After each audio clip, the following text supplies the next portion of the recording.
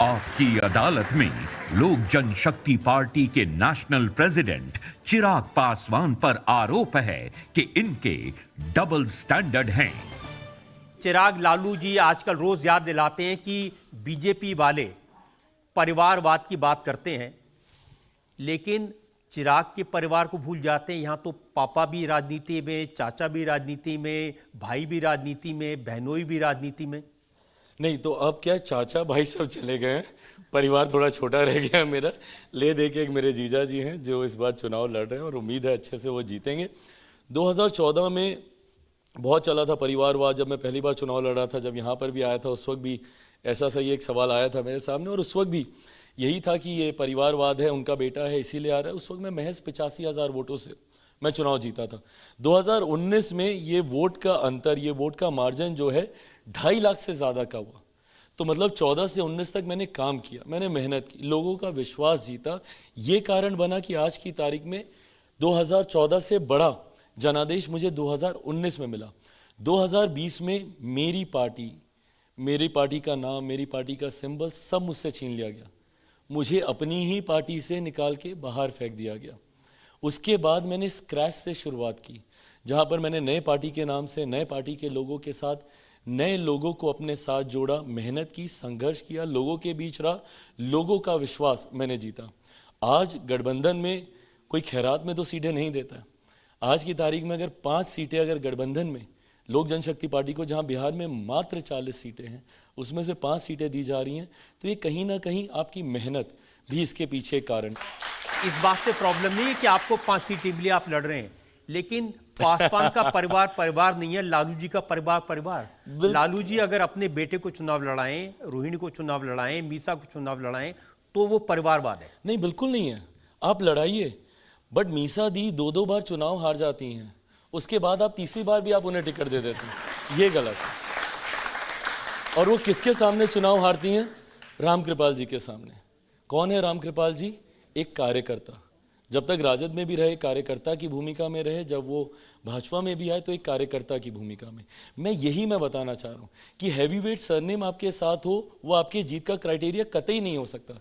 Eventually आपका सामर्थ्य आपको आगे लेकर जाएगा। लेकिन आपने जो टिकट दिए हैं उसमें एक जेडीयू के एमएलसी की वाइफ हैं, एक जेडीयू के नेता के बेटी हैं, जमुई से आपके वीणा देवी हैं। ये जितने भी लोग हैं ये सब कहीं ना कहीं किसी परिवार के, किसी के भाई, किसी की बेटी, किसी वाइफ। आप शांभवी की बात कर रहे हैं, जिनको आप एक नेता की बेटी बता रही है। मैं एक यंग लड़की देखता हूं जो पढ़ी लिखी है, जो जानकार है, वेल एजुकेटेड, वेल लर्नेड, जो बोलती अच्छा है, जिसका एक अपना समाज सेवा का एक अनुभव रहा है। आप वीना जी की बात कर रहे हैं, चलिए वीना जी वो पिछली बार भी वो चुनाव लड़ी थी, जीती थी, उनके पास एक अपना अनुभव है। मैं राजेश वर्मा को मैं देखता हूं जो खगड़िया से चुनाव लड़ रहे हैं। यंग लड़का जो बोलता अच्छा है, जिसका एक अपना राजनीतिक अनुभव रहा है, बिना किसी राजनीतिक पृष्ठभूमि के। वो डिप्टी मेयर रहे, उन्होंने 2020 का विधानसभा का चुनाव लड़ा, जीत नहीं पाए पर भागलपुर से उन्होंने चुनाव लड़ा। ये वो तस्वीर है जो मैं बिहार की देश के सामने रखना चाहता हूँ। आज तक बिहार की तस्वीर रजत सर कैसी आती थी? बिहार आपराधिक, भ्रष्टाचार, इन्हीं सब चीज़ों को लेकर। कल को आपको भी गर्व होगा जब ये चेहरे अरुण भारती हो, शांभवी हो या राजेश वर्मा हो, फॉर दैट मैटर मैं चिराग पासवान को भी युवाओं में ही गिनूंगा। ये वो युवा चेहरे हैं जो पढ़े लिखे, जो सामने आएंगे और बिहार की छवि को जब रखेंगे। लेकिन चिराग, सवाल ये कि आप दूसरी पार्टियों के नेताओं की, चाहे वो राहुल गांधी हो, चाहे वो लालू यादव हो, तेजस्वी हो, उनके परिवार की बात करेंगे, लेकिन बिहार में बीजेपी के जितने नेता हैं, सम्राट चौधरी वो भी एक परिवार से आए, संजय जायसवाल, तो मैं थोड़ी परिवारवाद पे कुछ बोल रहा हूँ, मैं तो बोल ही नहीं सकता। जो बोलेंगे उनसे मैं थोड़ी बोल रहा हूँ परिवारवाद। जिनके साथ में अलायंस किया उनसे एक बार पूछिए तो सही, भाई परिवारवाद की बात क्यों करते? No, so I told you ना, मतलब प्रधानमंत्री जी का अगर आप रजत सर वो संबोधन सुनेंगे पार्लियामेंट के लास्ट सेशन में, उनका अंतिम संबोधन लोकसभा में जो था, उसको अगर आप सुनेंगे, वहाँ पे उन्होंने बहुत क्लियरली उन्होंने परिवारवाद को लेकर अपनी बातों को रखा। क्योंकि उस वक्त भी यही विपक्ष के कुछ लोग थे जो पुनः भाजपा के कुछ वरिष्ठ नेताओं का नाम लेकर बार बार परिवारवाद और इस तरीके के आरोप लगा रहे थे। तो उस वक्त भी मेरे प्रधानमंत्री जी ने बहुत कैटेगोरिकली इन बातों को रखा है कि भाई कोई अपने सामर्थ्य से सामने आ रहा है। अब मैं नहीं जाना चाहता किसी का नाम लेने, बट कई ऐसी बड़ी पार्टियां हैं जो अपने नेताओं को लॉन्च ही कर रहे हैं और वो नहीं लॉन्च हो पा रहे हैं।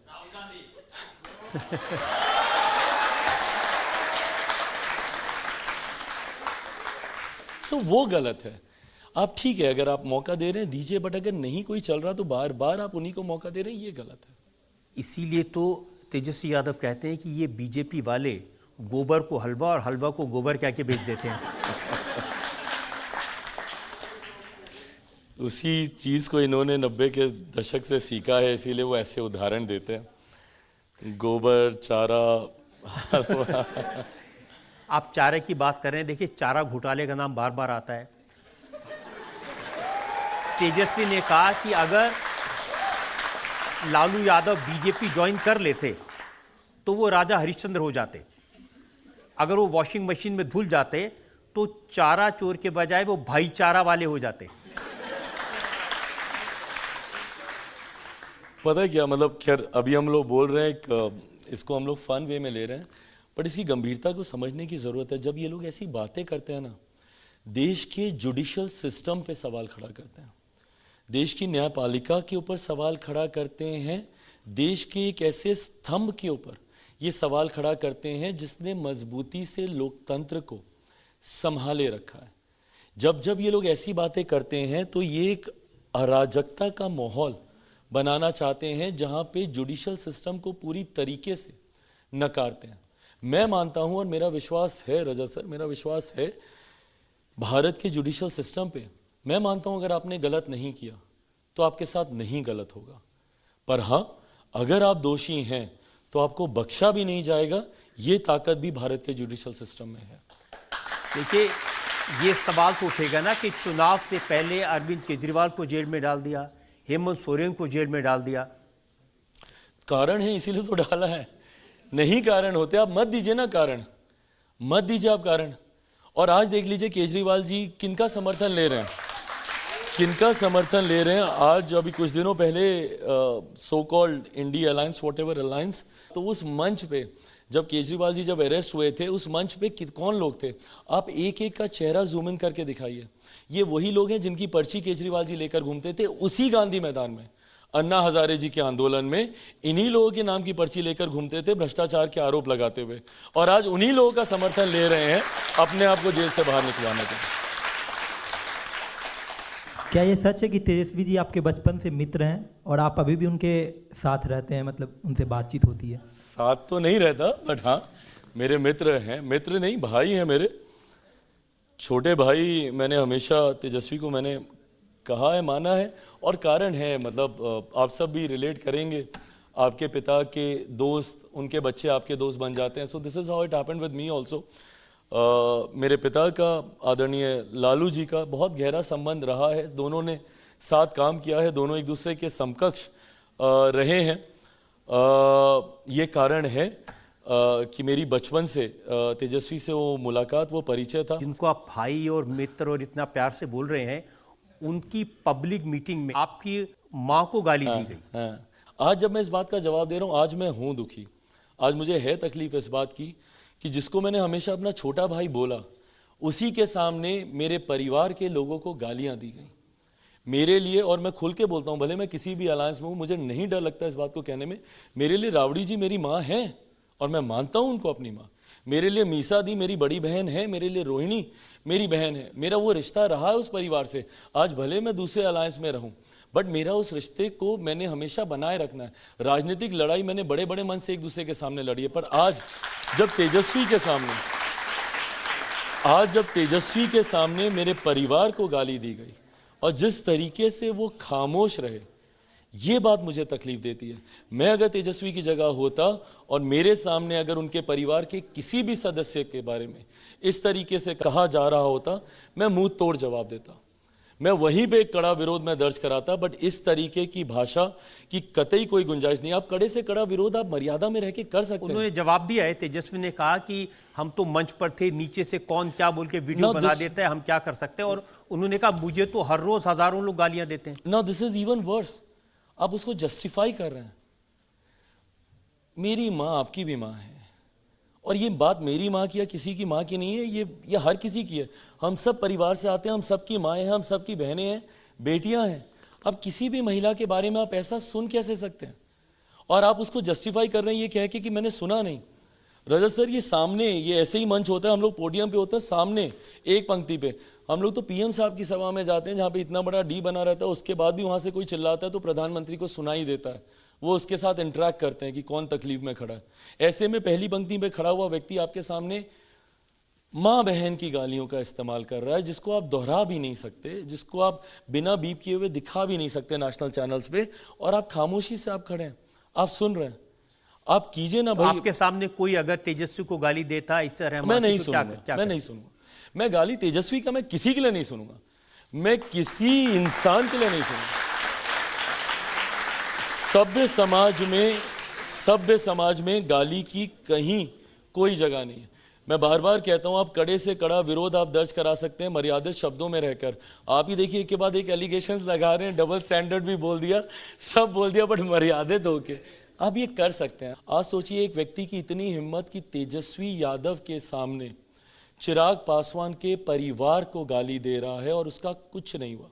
सोचिए वो व्यक्ति जब किसी गांव में जाएगा, वहाँ पर जाकर बहन बेटी माँ के साथ ना सिर्फ अभद्र भाषा का इस्तेमाल करेगा, संभवतः गलत हरकतें भी करेगा, और वो बच जाएगा। क्यों? क्योंकि चिराग पासवान के लिए बोल दिया, तब कुछ नहीं हुआ। तो ये तो एक गांव की आम महिला है। जो बिहार के लोग हैं वो उनका एनालिसिस ये है कि ये यादव की पासवान को गाली है। अरे प्रभु, यही डिवीजन है, यही डिवीजन है। आप मुझे बताइए, क्या हर यादव हर पासवान के खिलाफ है? क्या राजद में पासवान नहीं है और भाजपा में यादव नहीं है? कैसी बातें कर रहे हैं? मतलब ये वो बांटने की राजनीति है जिस पर ये लोग दशकों से रोटियां सेकते आए हैं। मैं नहीं मानता कोई यादव है, मैं नहीं मानता कोई पासवान है, मैं नहीं मानता कोई अगड़ा, कोई पिछड़ा, कोई हिंदू, कोई मुस्लिम, मैं नहीं मानता। हम सब बिहारी हैं, हम सब बिहारी अस्मिता की लड़ाई लड़ रहे हैं, हम सब बिहार के खोए हुए गौरव की लड़ाई लड़ रहे हैं। भाई एक ऐसा राज्य जो सिर्फ अपनी शिक्षा के लिए जाना जाता था, नालंदा यूनिवर्सिटी, आज जब दूसरे राष्ट्रों के राष्ट्राध्यक्ष आते हैं, मेरे प्रधानमंत्री गर्व से नालंदा यूनिवर्सिटी की तस्वीर बैकड्रॉप में रखकर उनसे मुलाकात करते हैं, उनसे तस्वीरें खिंचवाते हैं। और आज उस गौरव को हम लोग खो चुके हैं। आज बिहार में शिक्षा के हालात देखिए, उन परिस्थितियों को बदलने की हम लोग को ज़रूरत है। तो ये MY समीकरण बनाते हैं और MY समीकरण बनाकर ये लोग बंटवारा करते हैं। मेरा भी है MY समीकरण, मेरा महिला समीकरण है, मेरा युवा समीकरण है। मैं महिलाओं को जोड़ूंगा, वो किसी भी जाति की हो। मैं युवाओं को जोड़ूंगा, भले वो किसी भी जाति की हो, किसी भी धर्म के हो।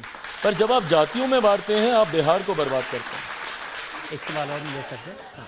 आप बिहार, अगर आप जीतते हैं, आप बिहार का CM बनना चाहेंगे या केंद्र सरकार में मंत्री? इंग्लिश में एक कहावत है, if wishes were horses beggars would ride. अगर आपके चाहने से ही सब हो जाता, मेरी चाहत पे हकीकत का इतना असर होता, तो आज मेरे पिता मेरे साथ होते, मेरा परिवार नहीं टूटता, मुझे इतना संघर्ष नहीं करना पड़ता। बट चाहत एक तरफ है, हकीकत एक तरफ है। मैं ईमानदारी से बस अपना प्रयास कर रहा हूँ। मुझे नहीं पता कि भविष्य के घर में क्या है। मुझे 3 साल पहले नहीं पता था। मतलब जो कहा जाता है nepo kid, born with silver spoon, और पता नहीं सोने का चम्मच, चांदी का पालना, क्या क्या नहीं कहा गया। Cut to one fine day मेरे पास एक घर भी नहीं था। रातों रात मेरे घर का सामान फेंक के सड़क पे फेंक दिया गया। तो ऐसे में उन चाहतों के कोई मायने नहीं रहते हकीकत के सामने। तो मुझे नहीं पता कि भविष्य के घर में क्या है, बट इतना मुझे पता है कि चिराग पासवान हर परिस्थिति के लिए तैयार है। विपरीत से विपरीत हो, सहज से सहज हो, हर परिस्थिति के लिए। एक और ब्रेक के रुकते हैं और ब्रेक के बाद आपकी अदालत में चिराग पासवान पर इल्जामात और सवालात का एक और भविष्य में इस बात की कोई संभावना है आप कभी राहुल गांधी के साथ जाएंगे? कहा जाता है you should never say never, but I think this is one thing I can surely से नेवर। वो क्या एहसास है जो बना देता है हर लम्हे को नया।